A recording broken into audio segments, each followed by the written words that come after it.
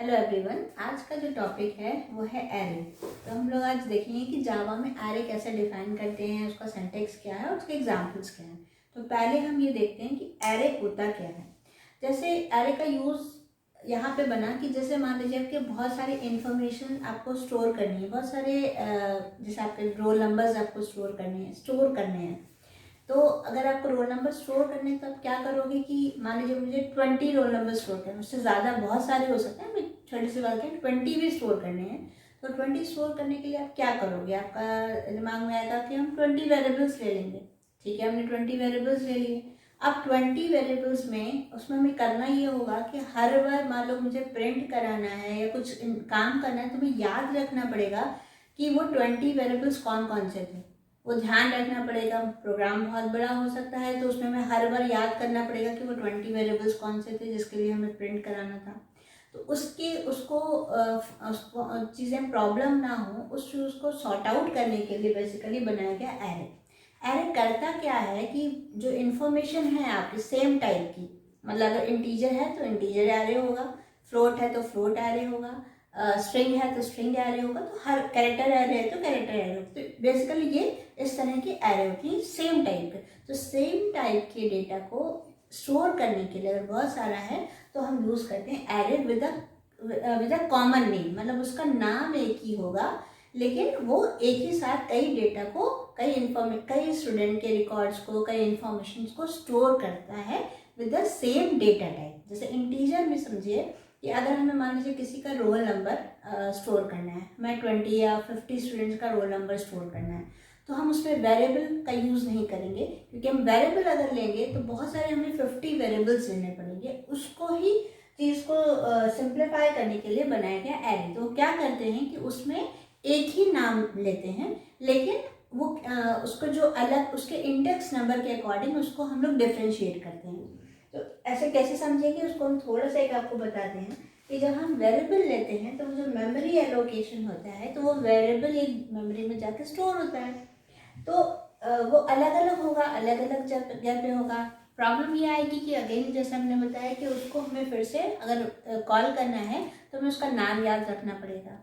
इसमें क्या होता है, जैसे आपको 50 स्टूडेंट्स का रोल नंबर स्टोर करना है तो क्या होता है कि जैसे ही आप एक नाम देंगे तो वो आपका मेमोरी में एक 50 एलोकेशन ले लेगा, मतलब इस तरह से वो एलोकेट कर लेगा पूरा एक मेमोरी में एक साथ।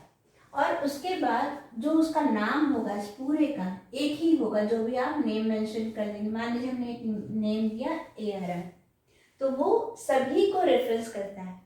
तो अब आप कहोगे जब सभी सेम नेम हो जाएंगे तो फिर हम डिफ्रेंशिएट कैसे करेंगे, तो उनको अलग करने के लिए यूज होता है इंडेक्स नंबर। इंडेक्स नंबर को हम हमेशा इसको ब्रैकेट में लिखते हैं।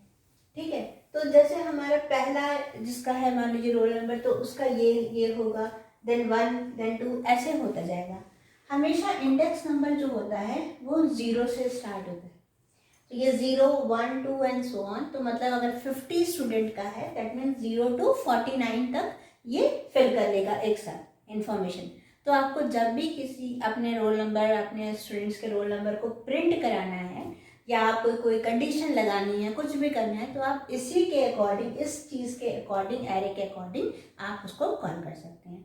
तो फायदा यही होता है कि ये बहुत सारे वेरिएबल्स अलग अलग नहीं लेने पड़ते, एक ही नेम से ये किसी भी आपकी इंफॉर्मेशन को एक्सेस कर सकता है। तो नेम सेम होगा और डेटा टाइप सेम होगा, मतलब इंटीजर है तो वो इंटीजर ही इंफॉर्मेशन को स्टोर करेगा, फ्लोट है तो फ्लोट की इंफॉर्मेशन को। फ्लोट में आपको मालूम है कि हम इंटीजर दें तो भी ले लेता है, तो वो अलग बात है कि 20 दें तो 20.0 लेगा।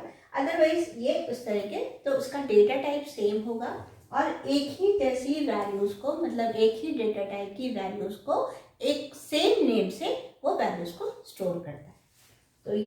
तो हम इसमें ऐसे जैसे मान लीजिए ARM, तो आपने एरे दिया और यहाँ पे इसका मतलब सिंटेक्स अलग तरीके का होता है, मैं बता रही हूँ, सब समझा देती हूँ कि जैसे आपने एरे दिया और आपने यहाँ पे बना 5 और इसका डेटा टाइप जो भी होगा वही होगा। तो इसका मतलब ये है कि एक एरे बनाना है जिसमें कितने आप स्टोर करोगे, 5 एलिमेंट्स हो सकते हैं। वो किस टाइप के होंगे, वो डेटा टाइप के होंगे। तो ये मेमोरी में एक 5 ऐसा एलोकेट कर लेगा, 1 2 3 4 5, और उस पूरे का नाम ARR हो जाएगा, और जो इंडेक्स नंबर्स होंगे वो 0 1 2 3 4 एंड सो इस तरह से वो स्टोर होगा। तो इसका कैसे डिक्लेयर करते हैं जावा में वो हम देखते हैं। मैंने बस इतना बताया कि ये आपका नेम होता है, डेटा टाइप। अगर आप यहीं पे आप फ्लोट लिख देंगे तो वो फ्लोट इन्फॉर्मेशन स्टोर करेगा, ठीक है। इस तरह से आप यूज़ कर सकते हैं। तो सिंटैक्स देखते हैं, उसमें क्या है, डेटा टाइप, एरे नेम, यहाँ पे ब्रैकेट ऐसा बनाएंगे आगे के लिए, देन ब्रेसेस में आपको जो भी आपको कॉन्स्टेंट्स डालने हैं, ये मैं ऐसे C1 कॉन्स्टेंट, क्योंकि इंटीजर है तो यहाँ कोई कैरेक्टर नहीं है, ये कॉन्स्टेंट के लिए C1 से जुड़ी है, तो इस तरह से हम डाल देंगे। तो जो फॉर एग्जांपल इसी का देख लीजिए, जैसे ये डाल दिया। अब ये सिंटैक्स को एग्जांपल देखिए, जैसे मान लीजिए इंटीजर लिया आपने, तो INT कोई नाम ले लिया, AR, और यहाँ पे सब ब्रैकेट लिखा, और यहाँ पे आपने वैल्यूज डाले, इंटीजर ही वैल्यू डालेंगे, फ्लोट, कैरेक्टर और या स्ट्रिंग कुछ नहीं डालेंगे, तो ये स्टोर हो जाएगा।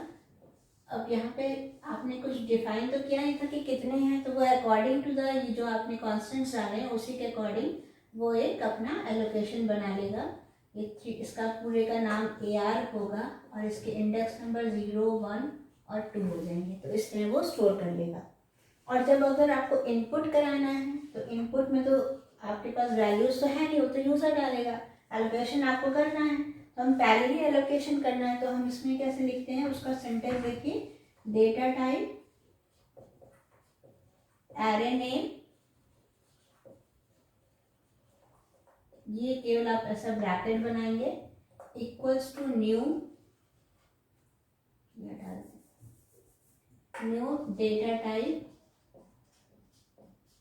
और यहाँ पे आप साइज मेंशन करेंगे कि वो एलोकेट करे मेमोरी में, तो वो कितना करे। तो फॉर एग्जांपल जैसे डेटा टाइप हमने INT ले लिया, एरे नेम चलिए AB ले लिया, और यहाँ पे केवल ब्रैकेट आपको लिखना है, इक्वल्स टू न्यू INT, और यहाँ पे आपने 5 किया, तो 5 का मतलब ये हुआ कि यहाँ पे आपको जो है मेमोरी में वो एलोकेट करना है, तो ये 5 बना लेगा, 5 मेमोरी एलोकेशन कर लेगा, और उसका नाम AB हो जाएगा, और अगेन वही इंडेक्स नंबर 0 1 2 3 4। तो जब आप यूजर से इनपुट कराएंगे तो क्या होगा कि जो भी इंफॉर्मेशन आती जाएगी वो इसके अंदर स्टोर हो जाएगी। तो ये दो तरह से हो गया। ये है जब आपको कांस्टेंट इंफॉर्मेशन डालनी है तो आप ये वाला यूज करें, ये सिंटेक्स है, ये इसका एग्जाम्पल जैसा बताया। और उससे अगर आपको यूजर से इनपुट करनी है जो हमें पता नहीं है क्या वैल्यूज होंगी, तो पहले हम एलोकेट कर लेते हैं। तो data type array name equals to new data type size, और उसका एक चीज़ और है इसमें जो है आप इसको ये भी लिख सकते हैं, कहीं आप देखें कि ये ऐसे लिखा है, ये भी वैलिड है। INT देन बॉक्स बना लीजिए, बॉक्स मतलब ब्रैकेट्स लगाइए, square brackets equals to new INT right, ऐसे भी लिख सकते हैं। चाहे आप ये जो हम लोग स्क्वायर ब्रैकेट लगाते हैं एरे को डिफाइन करने के लिए, ये स्क्वायर ब्रैकेट लगाते हैं, अगर यहाँ कभी भी ऐसा स्क्वायर ब्रैकेट्स लगे हैं दैट इज वो क्या है, वो एरे है। तो ये जो स्क्वायर ब्रैकेट्स हैं वो यहाँ पे, ठीक है। अब एक एग्जांपल लेके तो ये एग्जांपल एक देखते हैं, सिंपल सा है, इसमें नंबर्स हैं, कुछ यूजर से इनपुट नहीं कराया है, ये कॉन्स्टेंट्स वैल्यूज हैं और इनको प्रिंट कराना है। तो इसमें क्या है, सिंपल एक class then braces then public static void में, ये जैसे हम लोग लिखते थे, हमने एक इंटीजर टाइप का एक एरे लिया नम, ठीक है। अगेन ये चीज़ डिफाइन करते हैं एरे को, और हमने कांस्टेंट वैल्यूज डाल दी, तो वैसे ही वो मेमोरी में एलोकेट कर देगा 2 3 4, क्योंकि हमने 4 वैल्यूज दी हैं तो 30 40 ऐसे एलोकेशन हो गया। अब इस पूरे का नाम हो गया नम, और इसका नाम 0 1 2, हमेशा याद रखिए कि इंडेक्स नंबर हमेशा 0 से ही स्टार्ट होता है। तो हमें ये प्रिंट कराने का प्रोग्राम है। INT I equals to 0, I is less than 4, I plus plus, 0 से 4 तक का लूप चलेगा, लेस देन 4 मतलब 3 तक, क्योंकि यहाँ 0 से है तो 0 से 3 तक का एक लूप चलेगा। लेस देन 4 का आप नहीं चाहते कि लेस देन 4, तो आप लेस देन इक्वल्स टू 3 भी लिख सकते हैं। तो I equals to 0, I is less than 4 मतलब 3 तक ही चलना है। I plus plus. अब ये क्या करेगा, पहले आई की वैल्यू 0 होगी। यहाँ देखिए मैसेज है system dot out dot print, मैंने एक प्रिंट कराने का थोड़ा सा अलग लिखा है आई प्लस वन, क्योंकि हम लिखना ये चाहते हैं कि फर्स्ट नंबर इक्वल्स टू इतना, सेकेंड नंबर इक्वल्स टू इतना, थर्ड इक्वल्स टू इतना। तो अगर हम यहाँ पे आई लिखते हैं तो होता है 0 नंबर, 0 तो नहीं प्रिंट कराना है, तो इसलिए हम यहाँ लिखेंगे 0 प्लस 1। तो 0 प्लस 1 इज 1, तो 1 ये प्रिंट होके आएगा 1 नंबर इक्वल्स टू, अब नम देखिए यहाँ पे लिखा है नम आई का मतलब नम, इसका नाम पूरे एरे का नाम नम है, तो ये क्या कहलाएगा नम 0, ये कहलाएगा नम 1, नम 2, नम 3। तो यहाँ पे आएगा 0 नम 0, नम 0 की वैल्यू उठाएगा 10, देखिए यहाँ पे डालेगा 10, पॉइंटर नेक्स्ट टाइम पे आएगा क्योंकि प्रिंट है। आई की वैल्यू 1 होगी, कंडीशन ट्रू है, नीचे आएगा। अब देखिए यहाँ पे 1 plus 1 2 number equals to then num I में कितना स्टोर है 1, तो ये क्या है नम आई मतलब नम 1 इज 20 प्रिंट होगा, नेक्स्ट टाइम पे आएगा। आई की वैल्यू ऊपर जाएगी तो आई की वैल्यू कितनी हो जाएगी 2 हो जाएगी, कंडीशन ट्रू है। यहाँ आएगा आई प्लस 1 है that is 3 number equals to num 2 में क्या स्टोर है 30। फिर आई की वैल्यू ऊपर जाएगी, आई की वैल्यू 3 होगी, कंडीशन ट्रू है, नीचे आएगा 3 plus 1 is 4 number equals to value 40, क्योंकि ये नम 3 है, नम 3 इक्वल्स टू 40, तो 40 प्रिंट होगा, पॉइंटर नेक्स्ट टाइम पे आई की वैल्यू 4 होगी, कंडीशन फॉल्स है, बाहर आ जाएगा। तो मतलब कहने का ये है कि ये नम 0 है, ये नम 1, ये नम 2, ये नम 3 एंड सो ऑन। इसमें एक चीज़ और बता दूं कि अगर आपने यहाँ पे 4 वैल्यूज डाली हैं और आपने लूप ज़्यादा चला दिया, मान लीजिए आई इज लेस देन 5 चला दिया, लेस देन 5 का मतलब एलोकेशन तो इतना ही हुआ था, लेस देन 5 का मतलब एक और ब्लॉक बन जाएगा, तो ये जब घूमेगा तो यहाँ पे कोई ऐसा नहीं कि एरर आ जाएगी और प्रोग्राम रन नहीं होगा, प्रोग्राम रन होगा। रन होने पे क्या होगा, ये 4 वैल्यूज देगा, देने के बाद वो एक एक्सेप्शन दिखा देगा, एक्सेप्शन मतलब एरर दिखा देगा, दैट इज कि आपका लेंथ ज़्यादा है, आपने वो चीज़ ज़्यादा डिफाइन की, लेंथ आपकी क्या बनी थी वो 4 की बनी थी और आप वहाँ पे डिफाइन कर रहे हो 5, फिफ्थ को भी आप मांग रहे हो, फिफ्थ में कोई वैल्यू नहीं है, एलोकेट ही नहीं हुआ था, तो वहाँ पे ये दिखाने के बाद वो एक एक्सेप्शन दिखा देगा। ठीक है, तो ये अब हम लोग देखते हैं कि यहाँ पे एक इनपुट कराने का प्रोग्राम है, तो उसमें एरे में हम कैसे वैल्यू स्टोर करेंगे और उसके बाद हम कैसे उसको प्रिंट कराएंगे।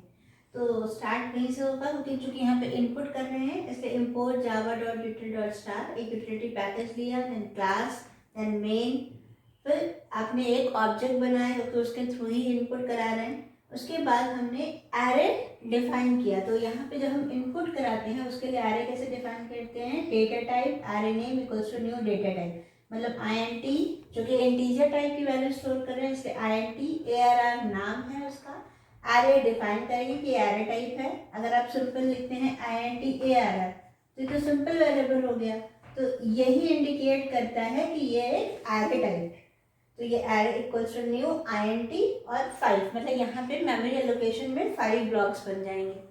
उसके बाद एक वेरिएबल हमने आई और ले लिया क्योंकि हम यहाँ पे आई का यूज़ करेंगे, आप यहाँ पे भी यूज़ कर सकते हैं, लेकिन उसमें आप यहाँ पे यूज़ कर रहे हैं, अगर इसके अंदर यूज़ करते हैं तो अगर हमने देख रहे होंगे कि यहाँ पे 2 लूप यूज़ किया है, तो फिर अगेन यहाँ पे भी आपको फिर से आई को डिक्लेयर करना पड़ेगा, तो हमने सीधे आई को ऊपर ही डिक्लेयर कर दिया।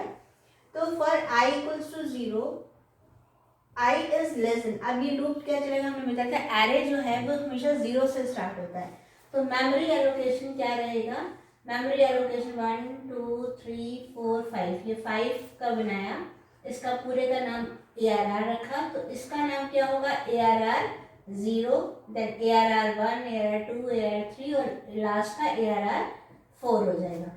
तो हमने इसलिए 0 से लेके लेस देन 5 तक का लूप चलाया, मतलब कि 4 तक का लूप चलेगा। तो पहले 0 कंडीशन ट्रू है तो एक मैसेज आएगा प्रोग्राम रन पे कि एंटर द नंबर, यूजर जो भी यहाँ पे वैल्यू देगा वो वैल्यू स्टोर हो जाएगी ARR, आई की वैल्यू क्या है 0 में, तो ये इस 0, मान लीजिए यूजर ने 100 दिया तो ये 100 स्टोर हो गया। उसके बाद फिर यहीं से ये लूप घूम जाएगा, आई की वैल्यू होगी 1, अभी भी कंडीशन ट्रू है, फिर से यूजर मैसेज आएगा एंटर द नंबर, यूजर एक वैल्यू रहेगा, वो स्टोर ARR 1 में हो जाएगी, मतलब मान लीजिए वैल्यू 20 ने दिया, फिर से आई की वैल्यू ऊपर जाएगी, आई की वैल्यू हो जाएगी 2, कंडीशन ट्रू है, फिर से मैसेज आएगा और कुछ वैल्यू ARR 2 में स्टोर हो जाएगी। इसी तरह आई की वैल्यू 3 होगी, कंडीशन ट्रू, फिर से मैसेज आएगा और जो यूजर इनपुट करेगा वो वैल्यू ARR 3 में स्टोर हो जाएगी। उसके बाद फिर से आई की वैल्यू 4 होगी, कंडीशन ट्रू, फिर से मैसेज आएगा और अब वैल्यू ARR 4 में स्टोर हो जाएगी। तो ये कुछ वैल्यू स्टोर होगी, फिर आई की वैल्यू क्या हो गई 5 होगी, कंडीशन ट्रू हो गई, ये बाहर आ जाएगा लूप से। बाहर इसको एक और फॉर्म मिलेगा, जब भी हम इनपुट कराते हैं तो हम उसके पहले वैल्यूज को स्टोर कर लेते हैं, उसके बाद हमें जो भी काम कराना है उसके बाद करते हैं। अब आप कहोगे ये लूप ना लगा के हम यही चीज़ जो प्रिंट करा रहे हैं वैल्यूज को वो यहीं कर देते हैं, तो यहाँ भी कर सकते हैं, लेकिन वो वैल्यू आएगी और प्रिंट हो जाएगी। हम ये चाहते हैं कि पहले वैल्यू स्टोर हो जाए और जैसा हमें काम कराना है हम उसके अकॉर्डिंग वो वर्क करें।